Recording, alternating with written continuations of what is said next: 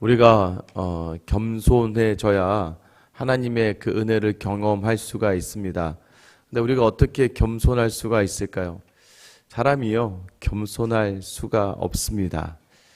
사람들을 만나보고 이야기해봐도요, 여러분들이 겸손하다고 생각하는 그 겸손은 여러분 언제 우리가 겸손이라는 걸 느끼게 되냐면 내가 아무것도 하지 못할 상황과 환경에 처하게 됐을 때, 그때 사람이 없으니까, 아무것도 없으니까, 뭘 이야기할 거리도 없고 무언가를 흥정할 거리도 없고 아무것도 남지 않은 걸 알고 있는 그 상태에서는 사람이 겸손할 수밖에 없습니다. 왜 그렇습니까? 뭐 할 게 없거든요. 나를 내세울 것도 없고 내가 뭐 주장할 것도 없거든요. 여러분, 하나님 앞에서 내가 아무것도 아닌 존재라는 것을 여러분 스스로가 깨닫게 하시기 위해서 삶의 자리에서요, 내가 정말 할 수 있는 게 없구나. 40대, 50대 우리 이제 남자 성도님들, 아직 교회 생활을 하지 않고 있는 남자분들의 특징들, 그동안 내 힘으로 살아왔기 때문에 아직도 내 의를 믿고 있어요. 근데 어느 때부터 그게 무너지느냐? 자기 일에 한계가 느껴질 때가 반드시 옵니다. 그리고 반드시 오는 그 순간이 가장 사실 전도하기 쉬운 때이기도 해요. 아, 내 힘으로 사는 게 아니구나라는 것을 딱 깨닫고 났을 때부터 사람이 겸손해지죠. 여러분, 그런데 그 겸손해져야 하나님의 능력을 경험할 수 있는 기회가 된다는 것을 아셔야 돼요. 하나님이 아니면 할 수가 없구나. 하나님이 아니면 내 삶을 이어갈 수가 없구나. 믿음의 자리에서요. 그래서 자꾸 나를 냉정하고 정확하게 볼 줄 아는 지혜와 지식이 있어야 됩니다. 근데 우리는요, 왜 자꾸 우리 안에 그 모든 일들을 그르칠까요? 오늘 15절을 딱 시작하면서 사무엘이 일어나 길갈에서 떠나 베냐민 기브아로 올라가니라. 사울이 자기와 함께한 백성의 수를 세어보니 600명 가량이라. 여러분, 지금 사울이 완전히 애를 썼죠. 블레셋과 대적하고 있었어요. 사무엘은 오지도 않아요. 거기다 백성들이 흩어지고 있어요. 그가 할 수 있는 최선을 다합니다. 뭐예요? 자기가 제사를 드려요. 제사장만 드릴 수 있는 그 제사의 자리를 자신 스스로가 제사를 지내는, 그래서 사무엘이 망령되이 왕이 일을 했다라고 책망받지 않습니까? 그런 수고와 노력 끝에 겨우 남은 게 600명이라는 거예요. 자기 힘으로 하려고 하다가 결국 남는 자리는 뭐예요? 처참한 자리, 비참한 자리에 남게 된다는 걸 아셔야 돼요. 여러분, 우리 삶의 자리에서 우리가 하려고 하다가, 우리가 힘을 내려고 하다가 몇 번 무너지셨습니까? 몇 번 넘으셨습니까? 여러분, 그렇게 되는 게 아니에요. 많은 목사님들이 그런 이야기를 많이 하세요. 성도들을 품어보려고 하고 성도들을 담아보려고 한대요.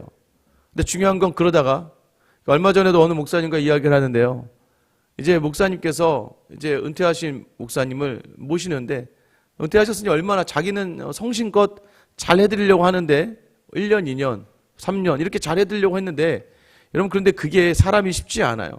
근데 어느 날부터 그 이야기들을 듣고 생각을 해보니까 자기 생각과 다르다는 거죠.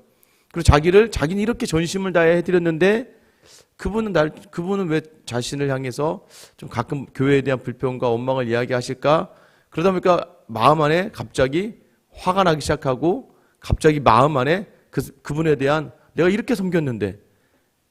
근데 이야기를 하다가 이런 말씀을 한번 들었다 그러더라고요. 사람을 섬길 때 우리가 내 힘으로 섬기는 것인가, 아니면 하나님을 통해 섬기는 것인가. 자꾸 이걸 놓치면 그 끝이요, 자신의 안에 자신의 모든 자리가 파괴되고 맙니다.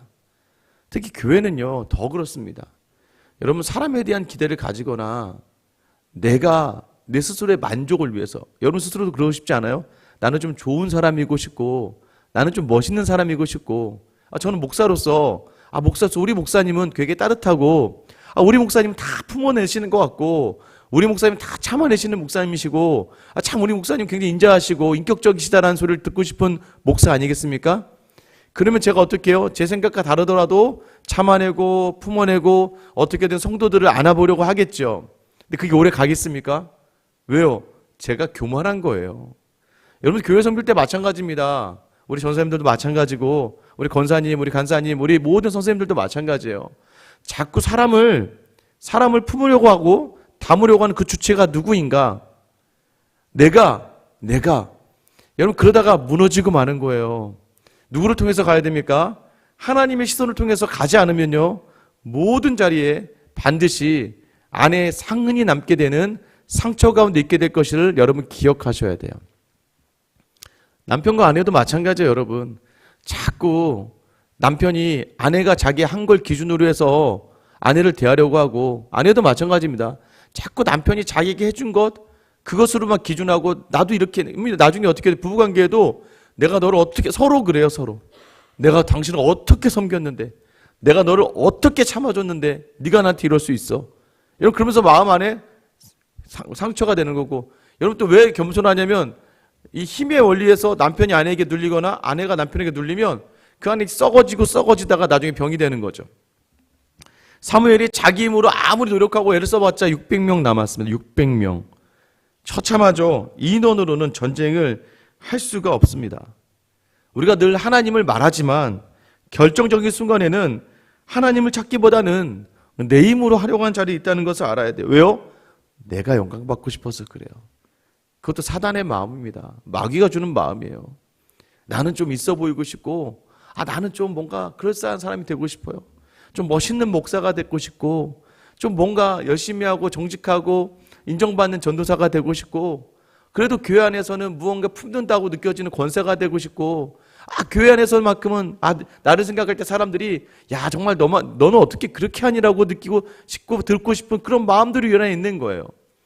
여러분 근데 그 마음들의 한계가 어디에서 부딪힙니까? 그 마음들의 끝이 하나님을 통과하지 않으면 여러분 그 마음이요 결국은 여러분의 마음을 피폐하게 만들고 만다는 거예요. 어제도 그러지 않았어요? 여러분 오늘도 그럴 것이고요. 여러분 안에 하나님을 놓치면, 예수 그리스도의 사랑을 놓치면 여러분이 서 있는 모든 섬김이 다 헛될 뿐임을 기억하시고요. 여러분 안에 그 예수를 담아내는 귀한 시간이 되기를 축원합니다. 결국 사울이 뭐예요? 자기 힘으로 하다가 결국 600명이에요. 여러분 왜 자기 힘으로 했을까? 내가 뭔가 있는 줄 알고. 그때 뭐예요? 여러분 자기 자신을 돌아봐야 돼요. 16절에 보면 사울과 그의 아들 요나단과 그들과 함께한 백성은 베냐민 게바에 있고 블레셋 사람들 믹마스에 진쳤더니 노략군들이 세 대로 블레셋 사람들이 진영에서 나와서 한 대는 오브라기를 따라 수할 땅에 이르렀고, 자 이제 대치한 상황에서요 블레셋의 노략군들이라고 이야기합니다. 이 돌격대와 맨 선봉에서는 선봉대가 나옵니다. 이 선봉대는요 가장 위험하겠지만 가장 용맹하고 가장 악랄한 사람들이 씁니다. 왜냐하면 제일 먼저 쳐들어가서 전리품들을 제일 먼저 얻게 되거든요. 가장 욕심이 많고 가장 무언가의 목적을 가진 사람들이 한 세 부대가 나와서 이스라엘 전역을 돌기 시작합니다. 자 이제 전쟁이 시작하는데 이제서야 이스라엘 백성들에게 이스라엘의 지금의 상황이 어떠한지를 딱 드러내주는 본문이 19절부터 등장합니다. 19절 보세요. 그때 이스라엘 온 땅에 철공이 없었으니 이는 블레셋 사람들이 말하기를 히브리 사람이 칼이나 창을 만들까 두렵다 하였습니다. 온 이스라엘 사람들이 각기 보습이나 삽이나 도끼나 괭이를 벼리려면 블레셋 사람들에게로 내려갔었는데, 여러분 22절 보세요. 싸우는 날에 사울과 요나단과 함께한 백성의 손에는 칼이나 창이 없고 오직 사울과 그의 아들 요나단에게만 있었더라. 그러니까 이스라엘이 지금까지, 여러분 그러니까 이게 엄청 놀라운 일이에요. 이스라엘이요 그들은 무기 하나 만들 수 있는 그 능력이 없었던 나라라는 거예요. 무기가 뭐예요? 괭이나 삽이나 쇠슬의 도끼나 농사질 기구마저도 만들 기술이 없는 나라. 여러분 칼 한 자람도 못 만드는 나라였다는 거예요.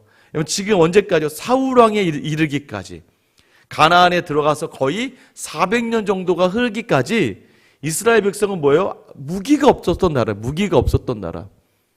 여러분 근데 무기가 없었던 나라가 사사시대에 그 수많은 외적들의 침입에 의했을 때 무너지고 넘어지지만 다시 그들이 전쟁에 승리해요.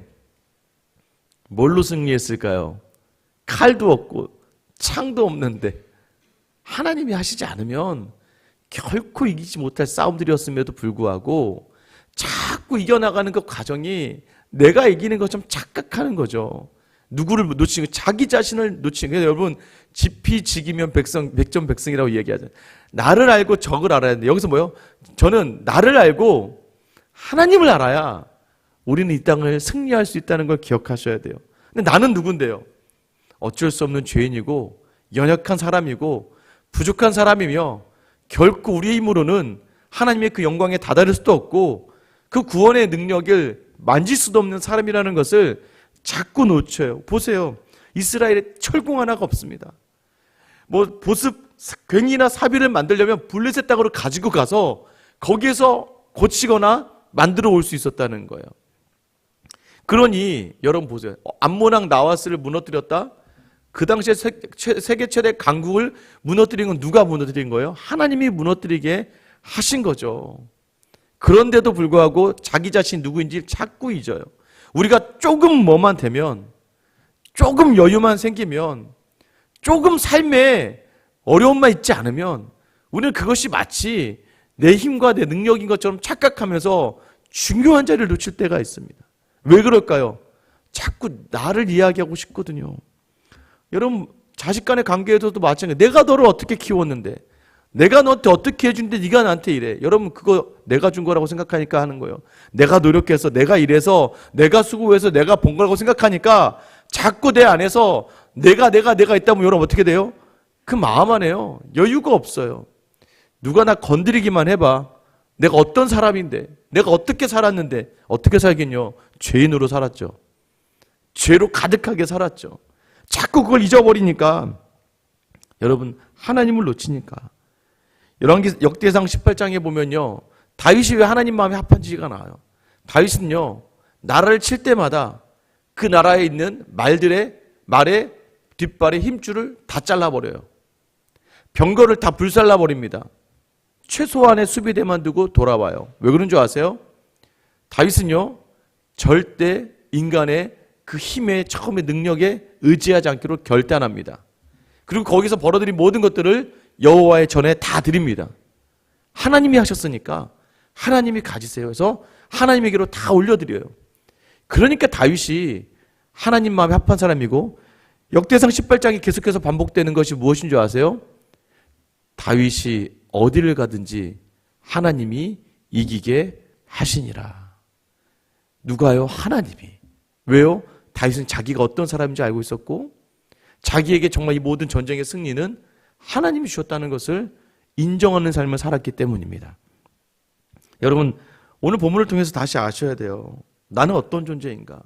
자꾸 무언가 된 줄 알고, 무언가 있는 줄 알고, 여러분, 몸 하나도 여러분 마음대로 못하는 연약한 인간이 바로 우리예요. 감기 하나 걸려서 몸을 어찌할 바 모르고 알러지 때문에 힘들어하고, 여러분 뭐 내 마음대로 되는 일이 어디 있었습니까? 근데 계속해서 끝까지 내 힘으로 부여잡고 있는, 내 고집으로 부여잡고 있는 그 자리들, 그거 내려놓지 않으면 하나님이 일할 자리가 없다고요. 비참한 자리로 끝나고 만다는 걸 알아야 됩니다. 그러나 비참하고 연약한 내가 무엇을요? 하나님을 담아내는 자리. 그래서 고린도후서 4장 7절에 우리가 이 보배를 질그릇에 가졌으니 이는 심히 큰 능력은 하나님에게 있고 우리에게 있지 아니함을 알게 하려 함이라. 우리는 질그릇일 뿐이에요. 근데 여러분, 질그릇인데요, 누구의 손에 붙들리면, 하나님의 손에 붙들리면 그 안에 보배가 담기면 질그릇도 보배합이 되는 것이죠. 우리의 모습을 따라 살아가는 인생들이 아니라 하나님의 능력이 담겼을 때 거기서 하나님의 은혜를 경험할 수 있게 되는 거예요. 어제도 가정에서 어떠셨습니까? 여러분, 계속해서 나를 주장하고 계속해서 내가 한 것만 집중하고 그렇게 따지면요, 이 세상에 말 못할 사람, 그러니까 핑계 없는 무덤이 없다 그러잖아요. 다 이유가 있어요. 다 자기 상황 있고 다 자기의 중심이 있어요. 그러다 보면 답이 나오지 않아요. 끝까지 싸우면 누가 이길까요? 힘 있는 사람이 이겨요. 여러분, 여러분의 자녀를 힘으로 이기고 싶습니까? 용돈 안 줘. 너 알았어, 그렇게 해봐. 또 뭐예요? 부부의 관계에서 마찬가지죠. 내가 너한테 어떻게 했는데 이렇게 좋아. 너 이제 앞으로 내가 너한테 그렇게 해주지 않을 거야. 모든 기준이 다 내 중심을 되니까. 교회도 마찬가지요. 내가 어떻게 교회를 섬겼는데 아무도 알아주지도 않아. 내가 어떻게 교회를 헌신했는데 아무도 나에게 격려해주지 않아. 여러분 그 마음 가지고 있다가 다 무너지는 거예요. 우리는 하나님을 통해서 그 자리에 섰다는 것을 기억하셔야 돼요. 우리가 서 있는 이 자리는 오직 은혜예요. 지금까지 지내온 모든 자리가 하나님의 은혜라고 이야기하고 말은 그렇게 하면서 끝까지 내 힘으로 버티려고 하고 내 힘으로 감당하려고 하니까 여러분 화가 가득하고 분이 가득하고 억울함이 가득하고 그저 모든 일에 낙심해버리고 자기 자신에 집중하다가 넘어지고 마는 것, 바로 그게 바로 우리 연약한 인간이라는 것을 기억하셔야 됩니다. 그러나 그걸 기억하고 인정하고 우리 즐길 것 같은 인생에 다시 오늘 주님을 담아주세요. 하나님의 은혜를 담아주시고 그 나를 사랑하신 그 사랑을 담고 오늘도 사람을 바라볼 때 내 눈이 아니라 하나님의 시선을 통하여 바라볼 수 있는 하루, 가정을 바라볼 때 자꾸 내 기준이 아니라 하나님 주신 귀한 청지기의 사명으로 바라볼 수 있는 하루, 내일 예배를 준비하면서 여러분의 그 예배의 자리가 하나님 앞에서 고운 가루로 정말 정결하게 태워지는 그런 소재의 귀한 예배가 될 수 있기를 예수님의 이름으로 축원합니다. 기도하겠습니다. 하나님, 우리는 오늘도 여전히, 어제도 여전히 우리가 서 있는 이 자리가 다 내 수고와 내 노력이라고 착각합니다. 그리고 그것으로 아둥바둥하며 자기의 이름을 드러내고자 하고 자기의 영광을 얻고자 하며 자기의 만족을 얻고자 하는 우리의 그 어두운 모습의 끝은 600명 남은 사울의 군사와 같지 않겠습니까? 오늘 이 시간 아둥바둥하며 내 모습을 돌아보고 지키기 위하여 노력했던 자리를 내려놓고 다시 한번 아무것도 아닌 우리를, 비천한 우리를, 연약한 우리를 이 자리에 부르신 하나님 앞에 서서 하나님이 원하시는 삶의 자리로 다시 결단하며 나아가길 원하오니 주님, 오늘도 무뎌지고 무너진 우리의 마음에 그리스도의 그 은혜를 심어주시고 오늘도 우리 중심에 주님이 오셔서 다시 한번 우리가 이 기도의 끝에 눈을 떴을 때 하나님 전부 다 바라보는 세상이 예수를 통한 세상, 그래서 죽고 화가 나고 분이 나고 억울하고 넘어진 우리의 모든 삶의 자리가 기쁨과 감사와 평안과 평강으로 넘치는 귀한 하루를 보내고 내일 예배의 자리에서 오직 하나님께만 영광 드리는 우리의 삶을 드리는 귀한 예배가 되게 하여 주시옵소서. 주님, 오늘 주님이 필요합니다. 오늘도 우리 안에 오셔서 함께하여 주시기를 간절히 바라며 우리의 기도 가운데 늘 응답하시며 우리의 늘 은혜로 다가오시고 만져주셨던 우리의 주 예수 그리스도의 이름 받들어 기도드립니다. 아멘.